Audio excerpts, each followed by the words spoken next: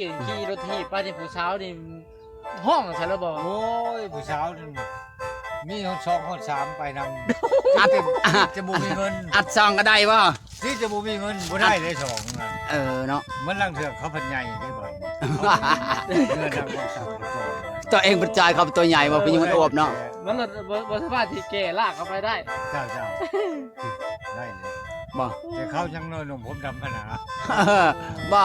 ก็ว่าได้ยินข่าวว่าไปบุญนี่แต่ละปางนี่บ่เคยขาดบ่ โอ้ยบุกขาด บอกอันซ่อนผู้เช้าไปเลยบอกแต่ละงาน โอ้ผู้สาวเขาได้รถเขาก็ให้ไป เขาบ่มีรถมีแต่ยางตะกี้เนาะ จะย่างกั้งจ้อง กังจ้องยางตากแดดไปเนาะเจ้ามันมีรถ กันหกยางไปเลย เจ้าปั่นจักรยานก็มีบ่โมฮะ อะไร โมก็มีว่าไปนำกันเจ้าหรือไปผู้เดียว ว่าคน ขี่รถ ขี่รถถีบคือกันนะ มี ผู้เดียว คน คนเดียวแล้ว คนขี่รถทิพย์คือกันบ่มีบ่ไปกับเจ้าฮะ เขาก็ไปเวียกเขาต่างหาก ยันว่าไปบุญมีโมมีครูมีรถทิพย์คือกันผู้บ่าวนี่นะบ่มีบ่หรือว่ามีโมฮะ เขาแบบว่าเขามีลูกมีเมียอะไรนะเขาลูกมีเมียอะไร เออพวกนั้นพวกมีรถถีบนั่นใช่ไหมว่าคนมีลูกมีเมียแล้ว เจ้า แล้วเป็นโสดแต่ผู้ใหญ่นี่เนาะสมัยตะกี้ฮะ สมัยนั้น แสดงว่าอันรถอันโอโซนี่แสดงว่าขู่ใจได้แม่นบ่ เจ้าร ถโฮโชมันขี่เบาเนาะ เบาก็เบา เบาได้รถมันเป็นบาเหล็กมันบางมันเหล็กของแท้เหล็กบางๆได้รถ แต่ว่า นะ แต่ว่าเหนียวแน่น มันมีกุญแจหันครบมาเนาะมันมีเครื่องครบกุญแจ ยังใหม่ มันเทมันยังมีครบมันมีกระโปรงข้างหลัง บ่ ฮะ แสดงว่า อันนี้มันแบบว่าเอาดู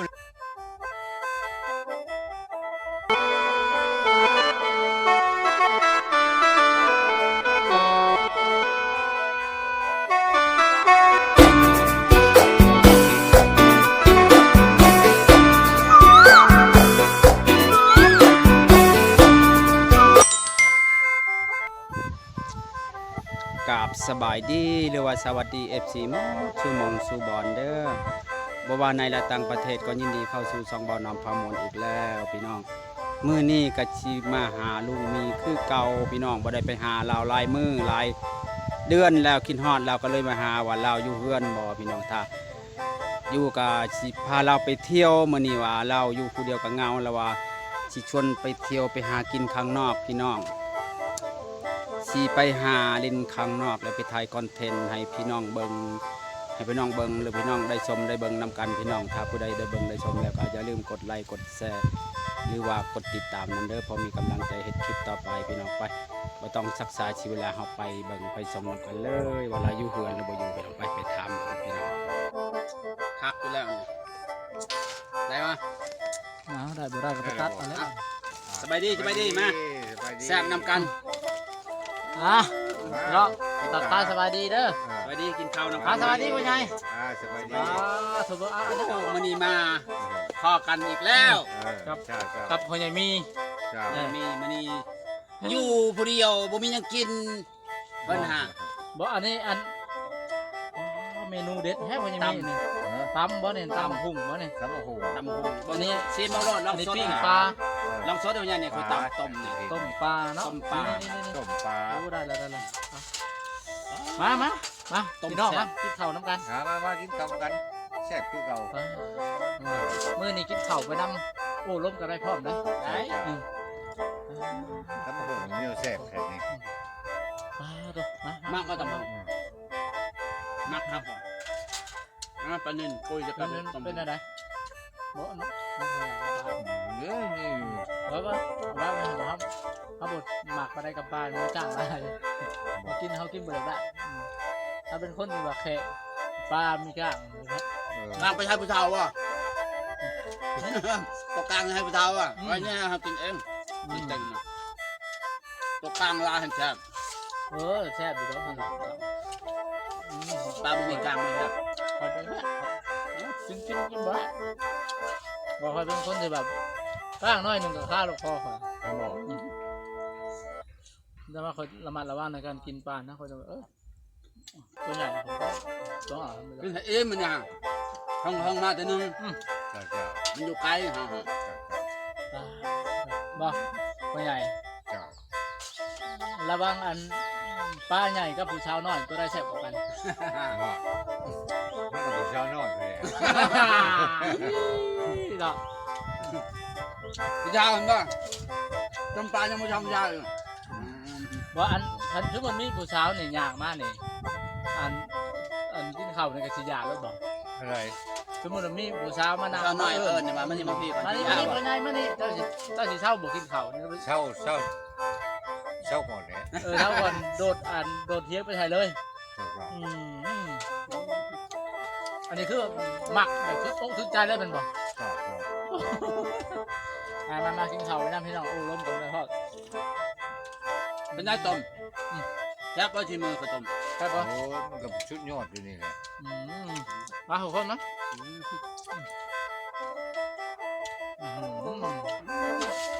มันได้ทีมือ ไม่ใหญ่ก็ไม่ได้เอา ก็ ลาบต้มไม่ใหญ่ไม่ได้เอาให้ลาบต้ม อะไรแล้ว ต้มในหม้อ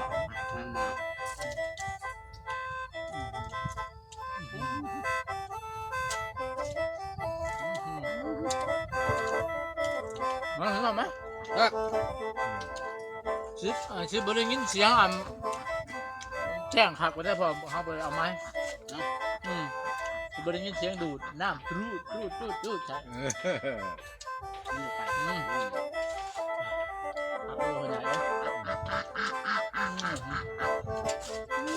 บรรยากาศตรงไหนตรงหน้า ผัก ตรงไหนมาก ผมเข้าใจชอบกินแฉะ มันเนี่ยได้พอใหญ่เฮิ่งแล้วไม่ได้พอแล้วเนาะเฮิ่งแล้วไม่ได้มาหามือ คนแรกพี่น้องตั้งแต่คลิปลงคลิปพ่อใหญ่เพิ่นไปเยี่ยมพ่อใหญ่ปังมุ่นแล้วก็เกิดพูดแล้ว ต้องทำเดือนเลยว่ะ วาย2 เดือนเลยแล้ว ต้องเดือนเฮิ่ง เจ้า เนาะ จะพูดยังไม่ได้ไปเขื่อนเลยวะ ยังไม่ได้ไปเลย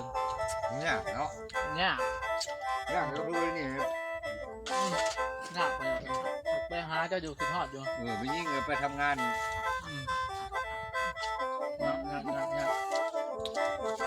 แซ่บตำหู นั่นแล้ว ขักกัน อาหารการกินแบบไม่ทำนี่แล้วเนี่ย โอ้ย อาหารมันหาไปเนี่ยกินจีนกินอย่างห้าไปหมักโอ้ยกินติดแถว แม่นะ อันนี้ จะกินวันนี้ก็แซ่บ แบบนี้คนหมักกินจีนกินอย่างนู้นไม่ปันใดคนหมักแบบปูปลา มีแผนว่าอยากไปเมืองชนน่ะชวนพ่อใหญ่ไปบ่ไปเมืองชนหรือว่าไปหาผู้สาวสำน้อยเมืองช เขา น จะเอารถเขาไปเองมันจะให้มันนี่ได้เปลี่ยนเป็นหายใจอันนั้นเลยชิมใหม่มาไปได้รถเขาทางมึงนอกเขาไปธรรมดาเลย ปล่อยไปเนาะ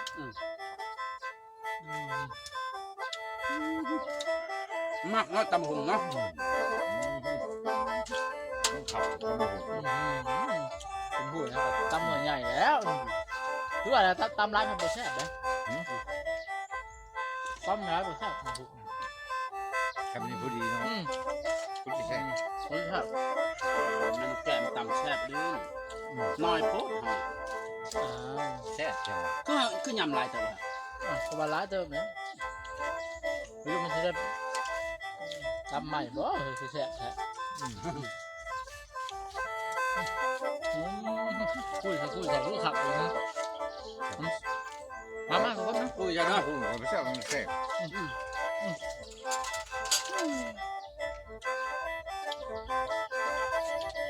กินยังมื้อเช้านี่เจ้า อะไร มื้อเช้านี้มียังกิน บ่ได้มีอย่างแล้วกินแต่เขาชื่อๆแล้ว บางคนผมไม่รู้ไม่เมียเนาะ กินแต่ข้าวชื่อ คุณไปกำลังผมเก็บผัก อ่า สิขั้นผมพัก กลางติดคออะไรแบบนี้ ผมว่าเช้านะครับคุณสอน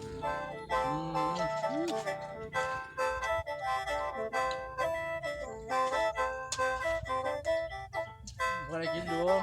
คนไหนคนมาเยี่ยมมายามกัน สมมติเท่านี้นะ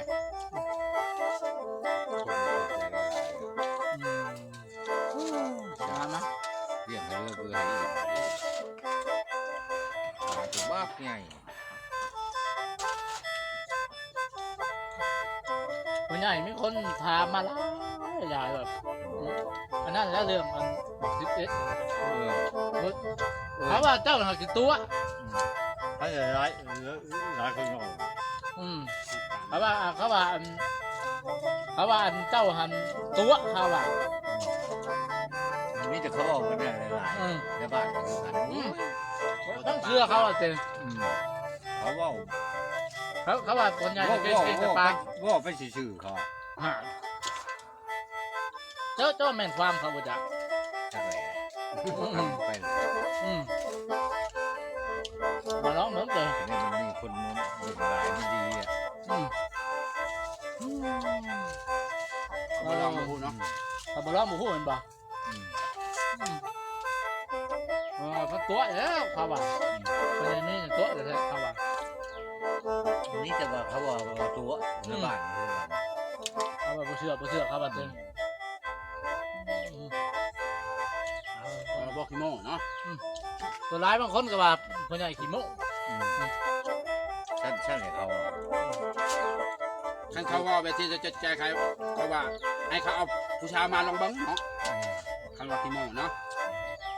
เอามาลองตัวจริงเนาะ ได้แท้มันบอกมา เจ้า จัดเลยมันบอกมาหรือว่าเบอร์ขี้โม้แต่ไพ่ก็ไปจากเชื่อเนาะ เจ้า นี่ไปเลย ไปกินปล่อยถามกันไปกินไปน้ำโอ้ล้มกันไปพร้อมโอ้ล้มกันในภาคกลางมวนสำหรับยังก็กินไหนกินตอนมันฮ้อนพ่อนตอนเมาเห็นบ่จังมวน อีกรอบ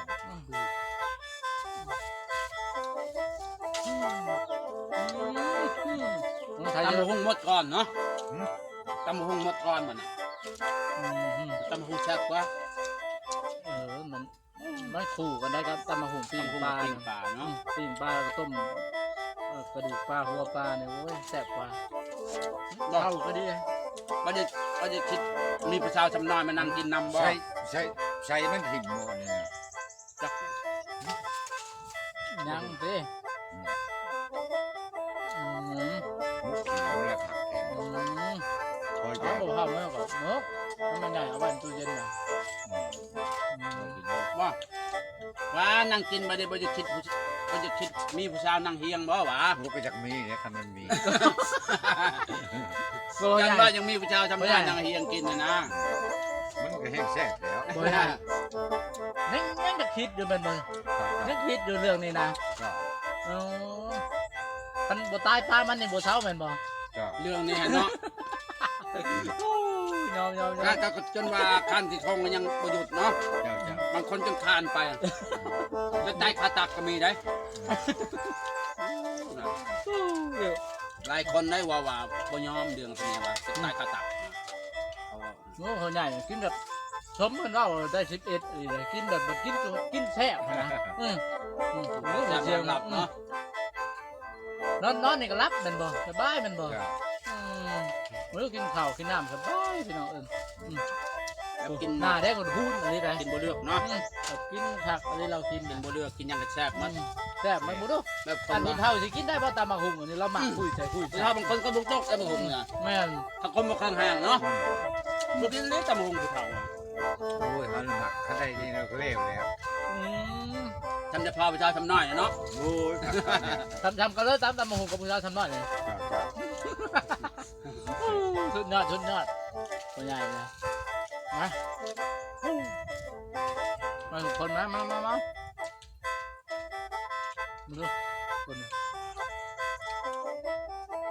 เจอเต็มแล้วตัวนึงพัก อ้าว มันก็เบิดผักเท่านี้เลย มัดขากเลยมาทำนี่สุดยอดเลยเนาะ โอ้ ต่อมาเคยตำหู พอแล้ว ทำอีกบาทนึงบ่แซ่บได้เด็ด ผู้แซ่บนึงตำมีบัตรสองจำนี้พ่อมือไม้อีก มือใหม่ยังว่ากันเนาะ มือไม้ว่ากันตำหน่อยใหญ่ดูมือไม้อาสาสมน้อยมา เลือกผัก เห็นไหมอาสาสมน้อยมา โอ้แห้งดีเดี๋ยว บอกว่าไงเขามานั่งทักสิบเลอเลยบ่ บ่ บ่เราโอ้ อย่าบัจันไปเลย นี่แบบทันดืด บัจันมา บ่ทันบ่เราใจขาดเลยบ่ไหวเด้อผู้ใหญ่เป็นลมลมเลยโว้เลยบ่แล้ว ยันชื่ออื่นยันชื่ออื่นบ่ชื่ออื่นบ่ บ่มีทางมันบ่กินผู้ใหญ่ แรงในมือนอนเนาะ บ่ได้จงไว้ให้ดูลำปลานะผู้ละตอนปลาใหญ่นะปลาตัวลืมถ่ายพี่น้องเอ้ย มันได้ปลาใหญ่เนาะ ได้ปลาใหญ่ได้ปลาใหญ่อุ้มปลาใหญ่ห่าง เนาะ ได้ โอ้ ปลา ยไปกับข้าอยู่ในน้ำเนาะ อืม เสียดายทุกคนเอ้ย ปลาใหญ่ ปลาใหญ่ การจักโลปลานะกัน โอ้มีราหาโล ได้ป่ะ หา6 โลได้แล้ว พูดอย่างนี้ เบิ่งมันจะดิ้นตับเบิ่งเขาไปแทกอันนั้นดังทั้งท้องมัน2 นิ้วกำหนา ความงาม โอ้โห2 นิ้วมือเลยแล้วก็เบิ่งกระดูกมันสิกระดูกมันจะไม่ต้องแสบ